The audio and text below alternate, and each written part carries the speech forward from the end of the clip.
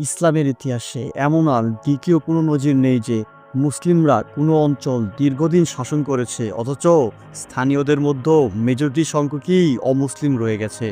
এর উদাহরণ শুধুই ভারত। আনাতোলিয়া থেকে আন্দালুস, যেখানেই মুসলিমরা শাসন করেছে, স্থানীয়দের প্রায় সকল জনগণ স্বতঃস্ফূর্তভাবে ইসলামকে গ্রহণ করেছে। না, তাদের জোর করা হয়নি। প্রত্যেক অঞ্চল বিজয়ের পর জিজিয়ার মাধ্যমে স্থানীয়দের নিরাপত্তার নিশ্চয়তা দেওয়া হয়েছে।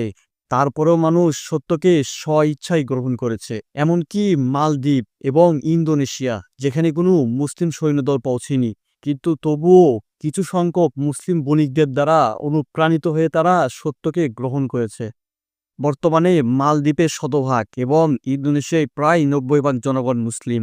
কিন্তু ভারতে কি এমন হলো যে প্রায় ৮০০ বছরের দীর্ঘ সময় মুসলিমরা ভারত শাসন করলেও এই স্থানীয় জনগণদের অধিকাংশই অমুসলিম রয়ে গেল?